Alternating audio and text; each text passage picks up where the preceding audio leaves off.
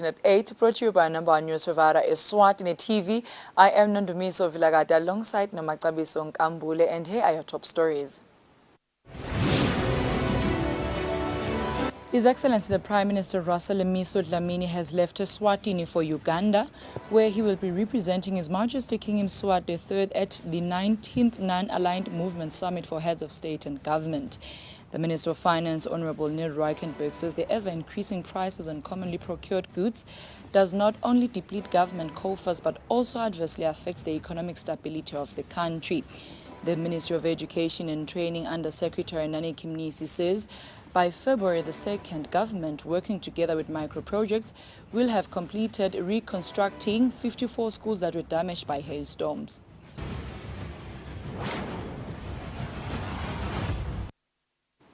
And now the news in detail. His Excellency the Prime Minister Russell Dlamini has left Eswatini for Uganda, where he will be representing His Majesty King Mswati III at the 19th Non-Aligned Movement Summit for Heads of State and Government. The Premier says he will then fly to Italy for the Italy-Africa Summit. The Premier has left the country through the King Mswati III International Airport on Thursday morning. His Excellency the Prime Minister Russell Dlamini says the two meetings will end on the 31st of January 2024. Siyahamba siya Uganda lapho khona siyokumela ingosi kakhulu isithulile kunenkulumo esitayithula egameni layo ingosi ingonyama yelive pinze sendule siye phambili eUganda sidaba nemhlangano wemave langangenelani netindzaba talamanye mave lokumqoka wakhona ukuthi le mave ayahlangane njalo abuke ukuthi angathuthukisana kanjani tindzaba dini labangakhulumisa babambisane ngazo bahlupha bese sesiyenza sesiya Italy khona kunemhlangano Italy-Africa Summit lapho khona i-Italy yawukhuluma nemave lamanye e-Africa ngobudlelwane nangekubambisana letentuthuko. News reports state that the Italy-Africa Summit had to be held last November. However, it was postponed to early 2024 because of global conflicts. The news reports say although information about the meeting is a bit scarce, the issue of energy sharing will be on the table. For Eswatini TV News, Temgosima Vimbela with Temba Shabangu, King Mswati III International Airport. The Minister of Natural Resources and Energy Principal Secretary Dukas Dlamini says river basins face severe pressure from different fronts. Dlamini says this is why they have met with stakeholders to draft a funding proposal that will avail resources for improved water management. The meeting was held at Tamafini on Thursday. The Kingdom of Eswatini shares water with the Republic of South Africa and Mozambique. These three countries are separately working on a project that aims to strengthen integrated transboundary management of water resources. The main objective is to build and strengthen cooperation and collaboration in the project area and to support basin-wide integrated and systematic planning, management and development while following a source-to-the-sea approach. An important initiative that is incorporated in this project is the identification of pilot projects, one for each country that will be implemented once the project gets to the execution stage. The Ministry of Tourism and Environmental Affairs supports the move. It's a portfolio we need to work on actively between last year up to year 4, which is 2027. 3 billion we can mobilize. That's our minimum.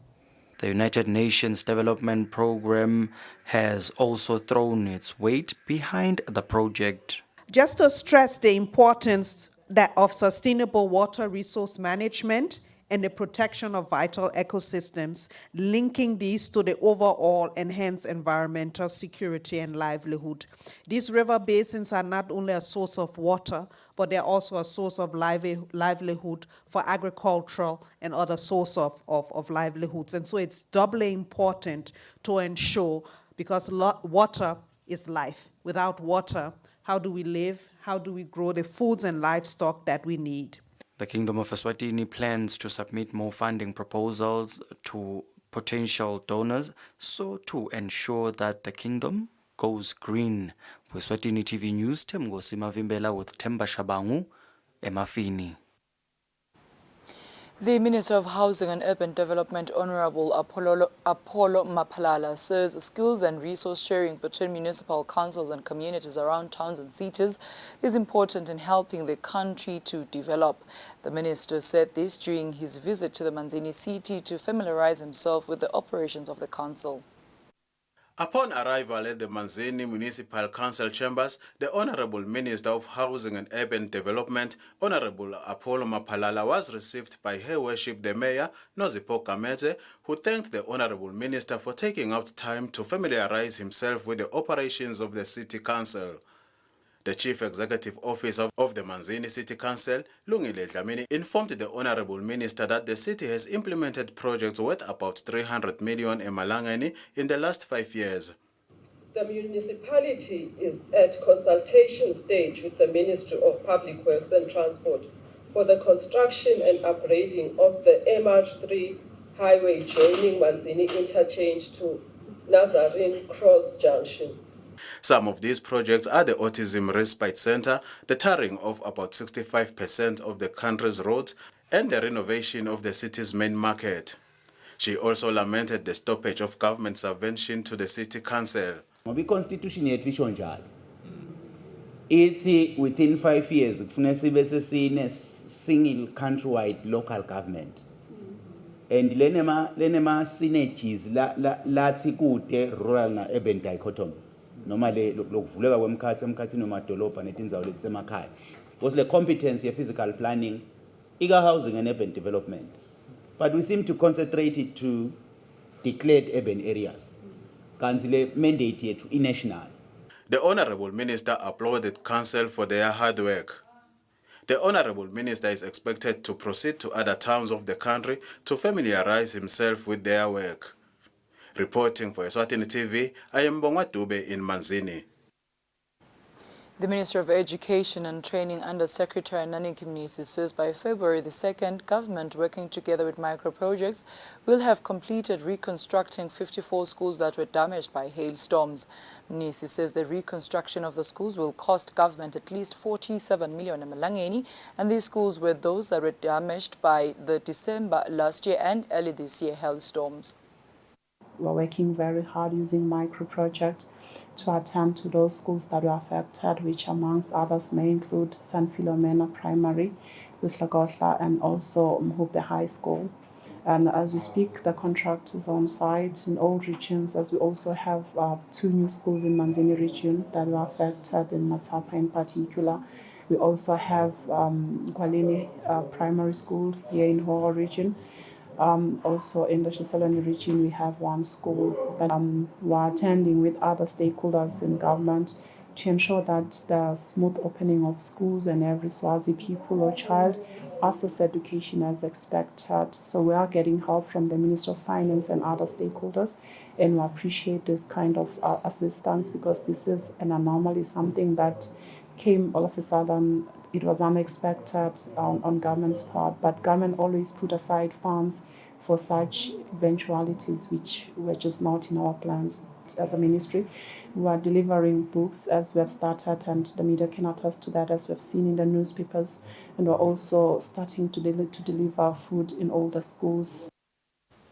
The 3 church borders, being League of African Churches, Council of Eswatini Churches, as well as the Eswatini Conference of Churches, has described the deceased ex-chairperson of Council of Eswatini Churches, Reverend Begindlela Magongo, as someone who played a huge role in ensuring unity among the church borders. Magongo was Council of Eswatini Churches chairperson for almost 5 years. Reverend Bekindlela Makongo died on Tuesday night in a motor vehicle accident around Mahala. His last national assignment was opening in prayer during the swearing-in of cabinet ministers of the 12th Parliament. The three church bodies say Reverend Makongo was a dedicated servant of God. We are still mourning the demise of Reverend Stephen Masilela, who died due to COVID-19 complications. Now we have lost Makongo. I've worked with this man. My heart is broken. I was talking with Makongo just before the end of last year, and we had some plans for this year. Single conference of churches. As the Conference of Churches, we worked very close with Makongo, especially in uniting the three church bodies.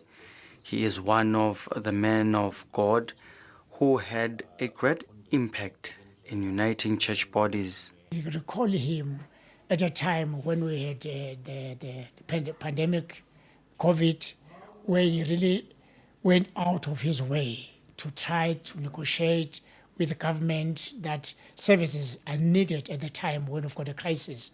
So he was one of the people who always coordinate with the Home Affairs, making services, and also coordinating with the other sister organization, that is a conference and the league. Meanwhile, Anglican Church of Eswatini spokesperson Canon Dr. Sicelo Dlamini announced that Reverend Makongo's memorial will be on Saturday and will be buried on Sunday after a night vigil. For Eswatini TV News, Fortune Dlangamandla Mbabane. The Deputy Prime Minister's office says it is saddened by the reports of the killing of 3 children through poisoning by their mother. The Deputy Prime Minister's office says the nation has a responsibility to raise awareness on the importance of protecting children and ensure that Eswatini is fit for every child. The office says the Maswati should remember that the Constitution of the Kingdom of Eswatini and the Children's Act have the highest regard for children. It also says protecting children from violence is not only a basic value, but also an obligation clearly set out in these legislative frameworks. The Deputy Prime Minister's office says the Maswati should know that it remains committed to assisting parents and families in caring for children. It also extended its condolences and sympathy to the affected families. The Minister for Finance, Honorable Neil Reichenberg, says the ever-increasing prices on commonly procured goods does not only deplete government coffers, but also adversely affect the economic stability of the country. The minister was speaking during the launch of the market prices reference study held at Sami Hotel in Eswatini. The Eswatini Procurement Regulatory Agency instituted a market prices reference study to ascertain the market value of commonly procured goods. The Minister of Finance, Honorable Neil Reichenberg, says procurement consumes about 22.6% of the national budget. As the government, we have an obligation to maximize every cent in our budget. Thus, better management of public procurement sector with increased transparency, efficiency and value for money is critical for achieving economic growth and boosting shared prosperity for all. It's imperative that we address the existing issue of overpricing, be it for common use items or any sector of our government services, which does not only deplete government funds, but further hampers economic growth and sustainability. The Chief Executive Officer of the Eswatini Public Procurement Regulatory Agency, Vusumutu Endota Mathebula, says government departments and state-owned enterprises should not withhold information sought by the regulator, as this is a legal requirement. Whenever we find maybe a single source procurement or a quotation, a request for quotation procurement, we would want to find out the reasons why they prefer that method, because of the minimized transparency within those methods. Now you find that then maybe municipalities the SOEs and also central government ministries, they are not so happy with giving out that information. And unfortunately, it's a challenge because then we are not able to advise in terms of the public spend in the country and also the methods why those methods were engaged. The study, in which SAPAC was contracted to carry out, compiled about 17,000 goods and varying pricing for reference. Reporting for Eswatini TV, Mbongwa Dube, Ezulwini. Dear viewers, now take a short commercial break. We'll be right back.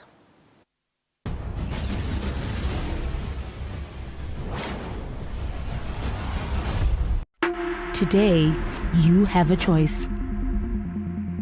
How will you become future ready? Are you equipped to lead? How will you transform your career? Regent Business School empowers you with the leadership and entrepreneurial skills to disrupt, rethink, innovate, and be the future. Visit regent.ac.za to register today. ShopRite brings you the January price promotion, saving you money when you need it most. Get deals like Sunny Pop cold drinks for only $10.99. Bokomo cornflakes for just $49.99. And Sunlight hand washing powder for only $59.99. We'll help you save more this January. ShopRite. Lower prices you can trust. Always.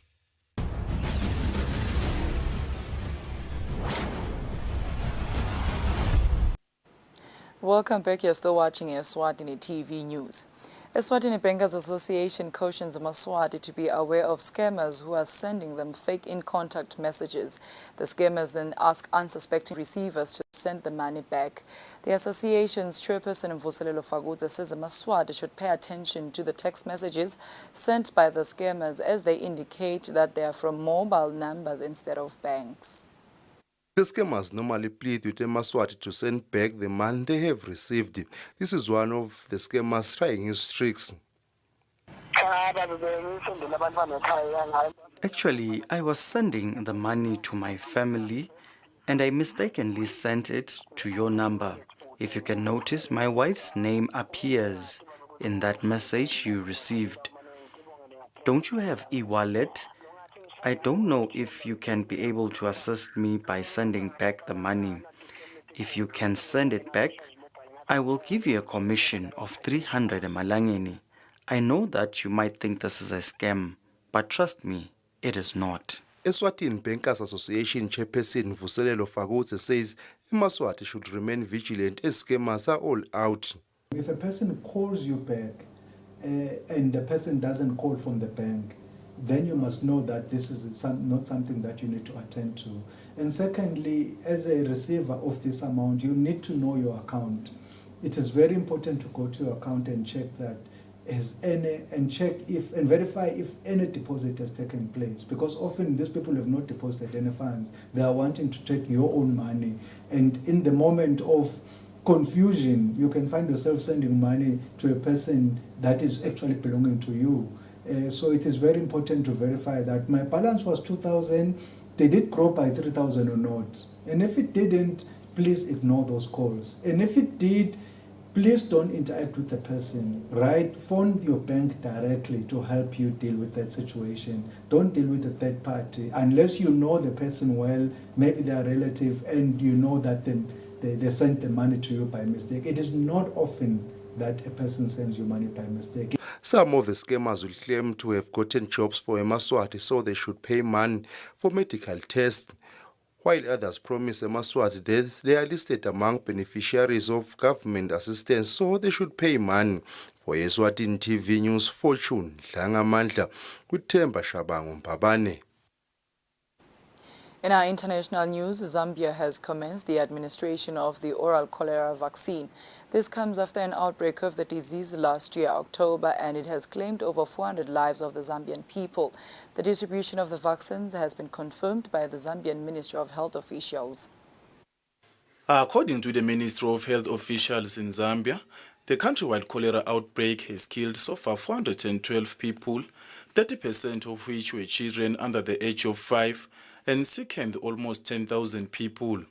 The outbreak, which started early October, has spread to most parts of the country, but the largest number of recorded cases are in the capital city of Lusaka. Authorities mobilized resources to contain the outbreak and opened a main treatment center at the Hero Stadium in the city.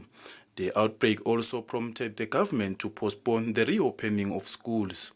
Meanwhile, in Comoros, the government of the Comoros Islands has ordered an overnight curfew after the police and military clashed with protesters angered by the re-election of President Azali Ousmane. Opposition parties have called for the poll to be declared void, alleging fraud. Tear gas was fired and demonstrators burned tires and blocked roads on the streets of the capital, Moroni. An unspecified number of people were reportedly arrested during the protest. The Comoros government spokesperson accused the opposition of disturbing public order. On another note, Pakistan's Air Force launched revengeful airstrikes early on Thursday in Iran against alleged militant hideouts, where at least 9 people were killed, raising further tensions between the neighbors. Today's attack followed one by Iran inside Pakistan on Tuesday, where 2 children were killed. The countries accuse each other of providing safe haven to the groups in their respective territories. The attacks also come as the Middle East remain unsettled by Israelis war with Hamas in the Gaza Strip. For Eswatini TV News, Mbendulo Kumbi, visual sourced from France 24 and DW. Dear viewers, now take a look at our financial updates. Can be.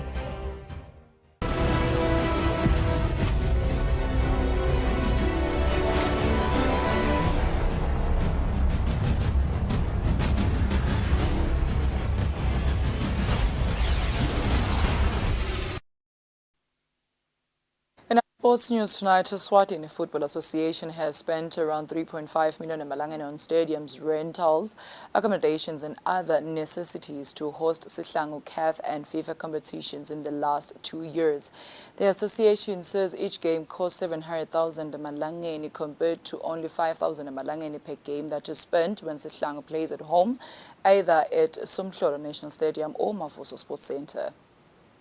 At the beginning of 2022, CAF banned Mavuso Sports Centre from hosting CAF and FIFA games due to the fact that it was not up to standard.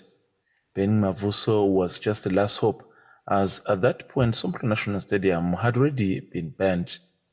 The decision called for the Football Association to then move Sihlangu AFCON qualifiers game against Burkina Faso to the FNB Stadium in June, and also went on in July to move their CHAN qualifiers against Botswana at Orlando Stadium in South Africa, with the 2 games costing around 1.4 million emalangeni, based on stadium bookings, accommodations, match officials, working personnel, amongst other things.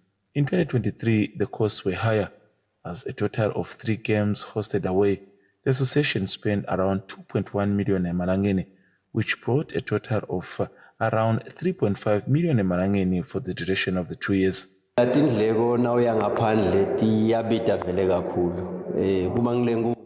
Speaking to Eswatini TV Sports, Chief Executive Officer of the Football Association, Frederick Ngometuro, he says the cost at times changes depending on where you have decided to play the game. Went on to confirm that the difference is that if Sihlangu was to play their games at home, either at Mavuso or at Somhlolo National Stadium, the expenditure would be at least 5,000 emalangeni per game, which would have brought a total of 25,000 emalangeni for all the games played in 2 years. For Eswatini TV Sports, Fabrice Msunera, Mbabane. Chief Executive Office of Eswatini Sports and Recreational Council Darius Lomo has applauded the level of commitment being shown by Eswatini Q Sports Association in the country. Lomo says that the sport is now at a competitive level with other African countries. Lomo was speaking following the successful completion of the pool festival hosted by the country last week. Eswatini Q Sports Association hosted successfully the 2024 pool festive season that invited regional countries, and was a chance to show where the country is standing when it comes to pool both regionally and continentally. And we equally are able to participate in tournaments that are hosted in Botswana. We should also be able to participate in tournaments in Zambia, in Zimbabwe. And that will not only create and consolidate friendships, but also it will be a way of developing the sport. Countries like Zimbabwe and South Africa, who have some of the best players not only on the continent but in the world, also took part of the tournament. For Eswatini TV Sports, Fabiso Msondera, Mbabane.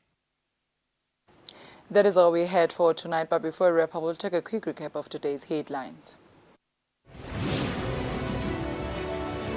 His Excellency the Prime Minister Russell Dlamini has left Eswatini for Uganda, where he will be representing His Majesty King Mswati III at the 19th Non-Aligned Movement Summit for Heads of State and Government. The Minister of Finance, Honorable Neil Ruikenberg, says the ever-increasing prices on commonly procured goods does not only deplete government coffers but also adversely affect the economic stability of the country. The Ministry of Education and Training Under Secretary Nani Kimnisi says by February the 2nd, government working together with micro-projects will have completed reconstructing 54 schools that were damaged by hailstorms.